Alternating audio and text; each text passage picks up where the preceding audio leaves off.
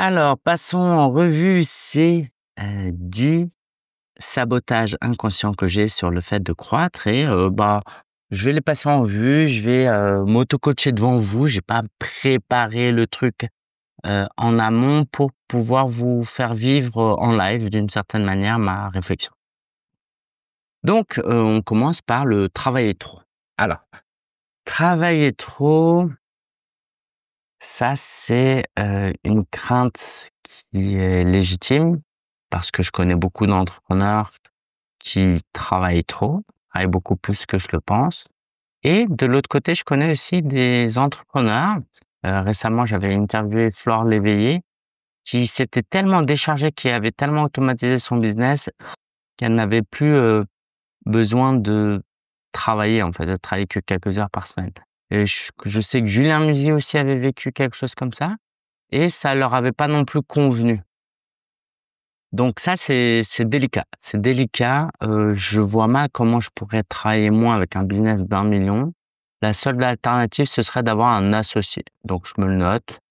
Si vraiment un jour je veux faire 1 million, hein, je vais me poser la question en mode si je passais de 200 000 à 1 million, qu'est-ce que ça impliquerait? Forcément, ça passerait par avoir un associé. Je vois pas comment je pourrais faire ça autrement. Alors prétentieux.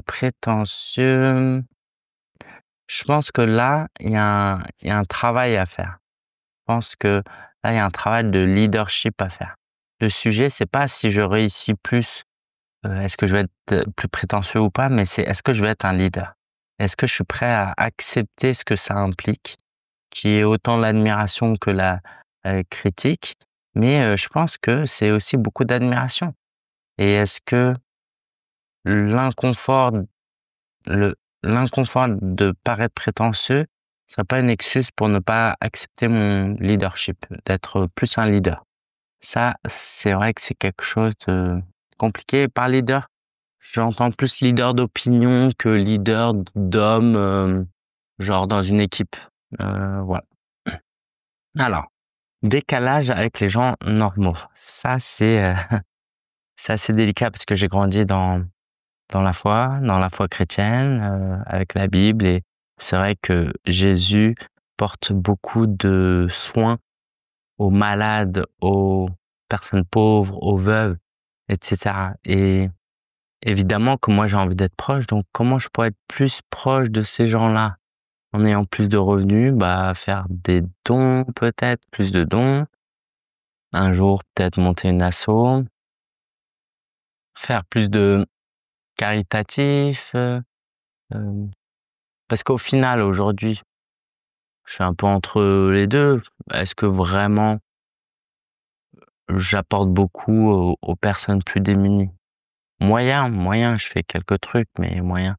Donc, l'idée serait, peut-être de me poser la question, si je fais 1 million, comment je pourrais impacter dans la vie de personnes vraiment en difficulté?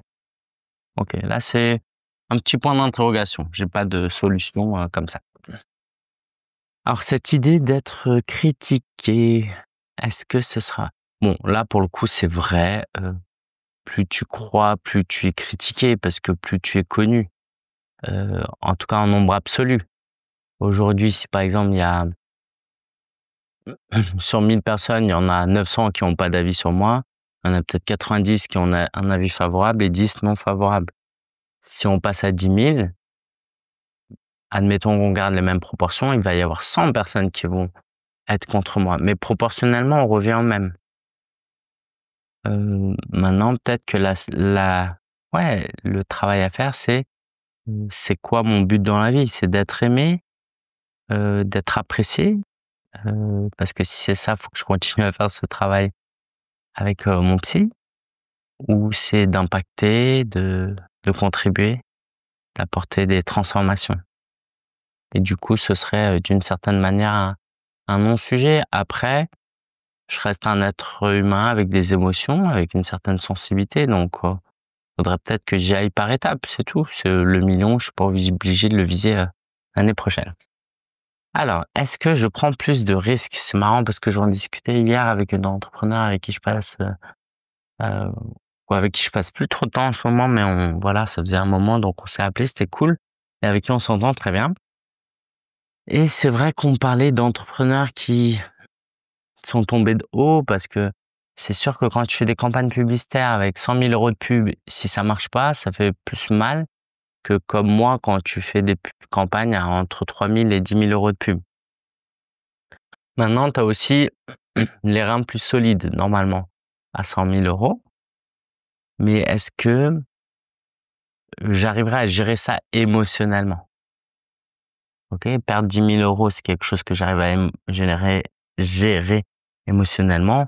100 000 €, peut-être pas. Donc, peut-être que je trouve un moyen. La solution, c'est de trouver un moyen de développer mon business de manière organique et pas avec la pub.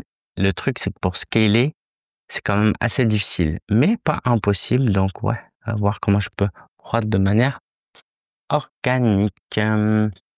Alors, la rigidité, ça, c'est une grosse question.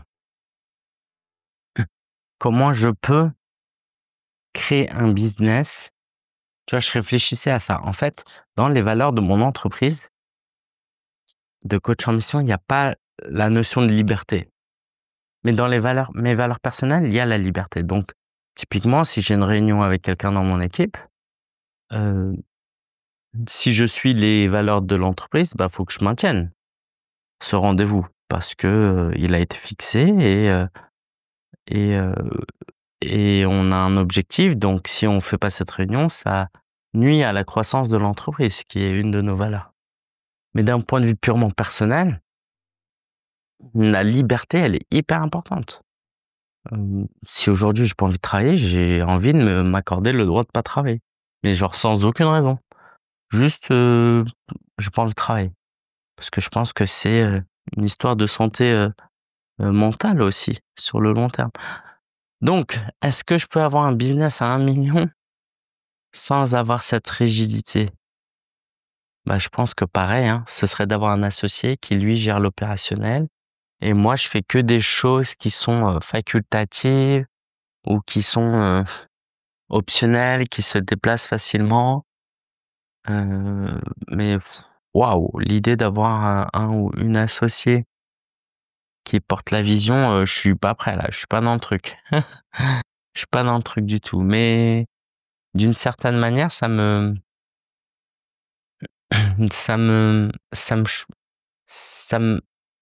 laisse pas indifférent cette idée, quoi. Ça me chatouille un petit peu ce côté, mince, je peux pas croître à 1 million tout seul, en fait, et c'est peut-être une bonne chose. Ouais, je sais pas. Alors la popularité, le problème, la popularité. Est-ce que je vais être admiré? Est-ce qu'on va me croiser? Est-ce qu'il y a des inconnus qui vont me croiser? Bon, franchement, l'Alsace, j'ai pas l'impression que c'est une région où il y a beaucoup de coachs, tout ça, avec mon expérience. Bon, forcément, je sais pas si je devrais faire un classement, mais je pense que la région parisienne forcément est bien au-dessus. Hem, ouais, à 1 million, on me reconnaîtra toujours pas dans la rue, hein. Sauf si je commence à faire plus de dev perso, qui est un de mes projets. Et quel inconvénient j'aurais à ce qu'on me reconnaisse dans la rue? Alors je vivrais en région parisienne, je pense que ça me dérangerait vraiment. Mais là, en Alsace, les gens sont tellement respectueux. Ouais. Donc non, je pense qu'il y a pas un vrai sujet. Pas 1 million, à 10 millions peut-être, mais pas à 1 million. Alors, le changement d'identité. Bah, ça, c'est quelque chose à laquelle j'aspire. Moi, je pense que, hem, on est des êtres vivants qui grandissons, donc forcément, notre identité, elle change avec le temps. C'est pas une mauvaise chose, c'est même une bonne chose. Donc, ça, faut vraiment que je l'accepte. Donc cette idée de plus être pauvre, d'être genre, qu'un jour des gens disent que je suis riche, faudrait que ce soit une source d'inspiration pour, que ça me convienne. Si les gens disent juste: «Ouais, Lingen est riche», ça m'intéresse pas. Si c'est: «Ouais, Lingen est riche, il vient d'un milieu pauvre, il a bossé sans sacrifier sa famille, de manière intelligente, en suivant, son cœur, blablabla». Waouh, ouais. Donc ça, ce serait, quelque chose d'intéressant. Donc, continuer à faire les vlogs et à raconter le parcours et à rester moi-même, en tout cas dans mes valeurs et dans ma personnalité. Alors, il en reste deux derniers. Trop de choses, trop de choses. Voici, un jour je fais 1 million, est-ce que j'aurais trop de choses? C'est pas un problème si j'ai des gens qui gèrent l'opérationnel. Imaginons que j'investisse dans plusieurs entreprises. Bah, moi, je viens juste aux réunions et il y a des gens qui gèrent l'opérationnel. Ça me dérangera peut-être pas. Tu vois, tous les jours, j'ai des idées de, ah, je pourrais faire ci, je pourrais faire ça. Mais il faudrait vraiment, dans ce cas-là, que je travaille avec des gens de confiance, en qui je sais que, en qui je sais que je peux compter. Voilà. Et puis, dernier point, est-ce que ça ferait de moi quelqu'un de feignant? Je pense que ça, c'est un apprentissage. Comment en faisant, c'est pas la quantité de travail qui compte, c'est la qualité d'une certaine manière. Et tu vois, hier, j'étais en mode, j'ai passé une journée où, genre, je peux travailler, j'ai même pris un bain en plein milieu de la journée. C'est quelque chose que je m'autorisais pas, que je m'autorise un peu plus, encore avec un peu de culpabilité, mais il faudrait que je lie ça à ma foi. Comment être feignant? Admettons que je sois feignant, hein, tu vois. Mais comment le temps et l'énergie que j'utiliserais pourrait être une manière de glorifier Dieu, pour parler un peu plus de ma foi. Parce que prendre soin de moi, c'est prendre soin du corps et de l'enfant que Dieu a créé. Euh, Par exemple, j'en ai profité pour rappeler des gens hier.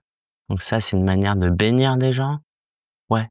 Peut-être que je dois accepter l'idée que je vais peut-être être feignant, mais dans cette fainéantise, je vais faire des choses qui, au final, vont plaire à Dieu parce que c'est ma priorité et qui vont me plaire et qui seront alignés et qui feront du bien à des gens. Voilà, voilà la réflexion un peu en direct. J'espère que ça te parle, j'espère que ça t'aide. Et si toi-même tu as besoin de réfléchir, tu as besoin que c'est trop fatigant pour toi de t'auto-coacher, hein, parce que tu peux le faire, eh ben, je t'invite à prendre une session avec moi. Pour rappel, les places sont bientôt terminées, quoi. Les inscriptions pour ces sessions de coaching se terminent. Donc, si tu es intéressé, c'est le moment. Ciao, ciao, et je te retrouve demain.